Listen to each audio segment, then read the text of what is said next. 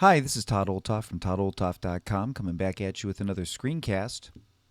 And this week we're going to take a look at how to install the iOS 10 beta on your iOS device. Apple has a beta program, and so for many of you that may want to try this out, I want to show you how to set that up. One of the things you may want to do first is to do a backup, so let me show you how to do that. If we go over to settings here and just tap on the settings area, and if you go inside of settings, you can take a look at your backup by going to your iCloud tab. And inside your iCloud tab, if you scroll down, you'll see that we've got a backup area here. If you just tap on backup, you want to go in here and tap on backup now if you don't have a recent backup. You see I've got a latest backup here today, so I'm in good shape. But I just wanted to show you that because it's really important for you to make sure you have that backup so that you can put your iPad or your iOS device back to where it was before once you've played with the beta. Okay, so if you're done with the beta, you want to go back to normal or something breaks, that's the way you'd be able to get back to it. You would then do a reset of your machine, of your iOS device, and then it would ask you if you wanted to restore from a backup, and then you'd choose this backup. Okay, so I just wanted to show you that first so that you knew how that worked. So let's go back into Safari here. And this is Apple's beta website. So if you just go to beta.apple.com, you'll see the beta software program here. And you can see down here we have a place to sign up, or if you're already a member, to sign in. If I just tap on sign up, we'll be taken to a website that will allow us to put in information. Let me show you that. You can sign in with your Apple ID, and then that will set you up for the beta program. Okay, and you go through that process. I'm going to tap back here because I've already signed up, so I'm just going to tap the sign in button here. So let's tap sign in. And you can see it's going to take me to a very similar screen, just about the same screen here, to go ahead and sign in. So I'm going to put in my Apple credentials, and then I'll come back and show you what it looks like once we get signed in. Okay, so now that I've got my credentials in there, I just tap on sign in. And it's going to say save the password for keychain. I'm just going to say not now. We're going to go in there. Now, because I have two-factor authentication set up, it's going to ask me how I want to receive my verification code. So I'm just going to go ahead and do that and say continue.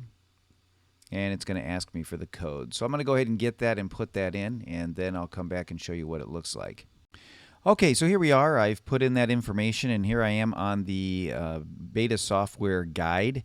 Again, they've got a guide for both iOS and Mac here, where they just kind of tell you a little bit about what's happening with iOS 10, how to get started, how to provide feedback, and of course they warn you to back up your device. Now here I could tap this enroll your iOS device, or if I want I can just come up here to the enroll your devices tab up here where it'll kind of walk you through. Again, it says archive your iOS backup. Now if you don't do an over-the-air backup, you can archive it with iTunes if you want to do that.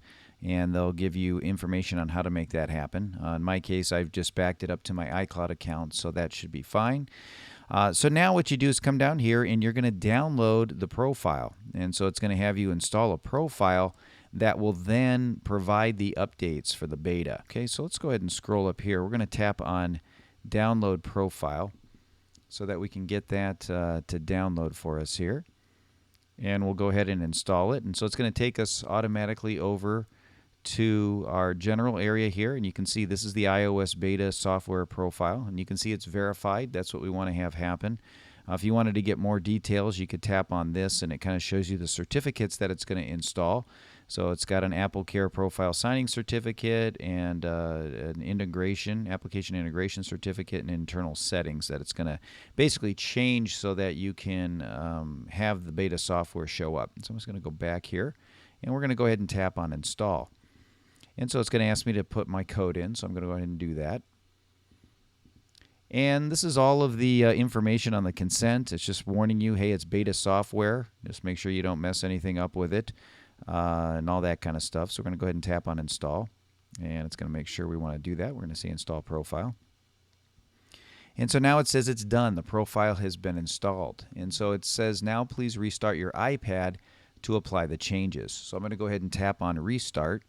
And my iPad's going to go blank here. And now that it's starting that restart, once it's done, I'll bring it up and show you what it looks like on the other side.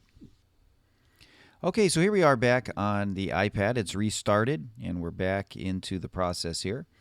So what I'm going to do is just tap on Settings, and you'll notice if I go into Settings, if I go into General and Software Update, it's going to check, and now I have this iOS 10 public beta available. So now I can download and install it. I'm just going to say tap on Download and Install. It's going to ask me for my passcode. And so now it's going to ask me to accept the terms and conditions, and so I need to agree to that. So I'm going to tap on Agree and agree again. And so now it's going to go through the process of requesting the update, and it's going to start to download that. Now once it does that, it's going to then restart my device, and you can see now it's downloading the public beta. It says it's going to take about 6 minutes to do that. So I'm going to let it go through its process of downloading this public beta, and it's going to get to where it'll restart and all of that, and we'll show you what that looks like, and then we should have a nice copy of the public beta installed. Okay, here we are with our newly installed iOS 10. Now it did go through a bit of a process. Once it rebooted, it actually put up the Apple logo and gave me a progress bar. Then it rebooted again and gave another Apple logo with a progress bar before it rebooted and put us where we're at now. So I just want to let you know that as you're doing this install, that you give yourself some time. It took roughly just under about an hour, and so you probably want to give yourself an hour or so. Again, your mileage will vary on that depending on your device and its speed and all of those kinds of things. But just wanted to give you some feedback on the timing on that. Now, as you can see, it's left pretty much everything in place with the exception of a few new icons that have been added. You can see we've got the home icon, we've got a feedback icon, and then the playgrounds application there, and that's for learning to program and all that kind of stuff.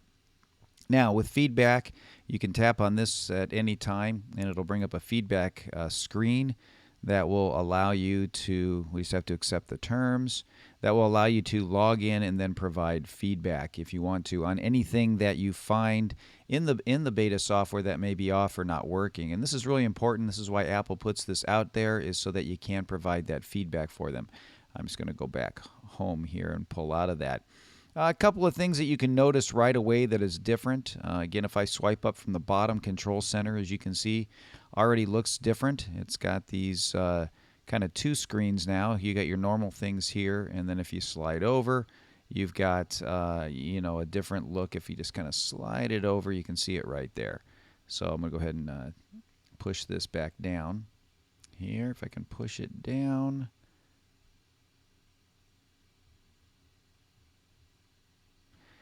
A couple other things too, if you just pull over from the left, you can see here we've got the widgets that look different now that will put information in here. It's going to start to populate those for me, and so you can just kind of see the news of the day, music, reminders, if you have any calendar events. There's 14 new widgets available, so if I just tap edit, you can see all these different add widgets that I can put in here based on different applications and things that I've got and move them around. I'm going to go ahead and cancel that. I just wanted to show you that was there as well. And if we just push back, we're back on the home screen. So just a few of those little tweaks and changes. I'm going to go through and kind of show you the different changes that are in here, but I just wanted to give you a video that showed you how to install this and get this running. So that's all I have for this week. I'll be back at you next week with another screencast to help you learn how to do more things with your Mac. If you're interested in help in setting up your own server, feel free to contact me at todd@toddolthoff.com.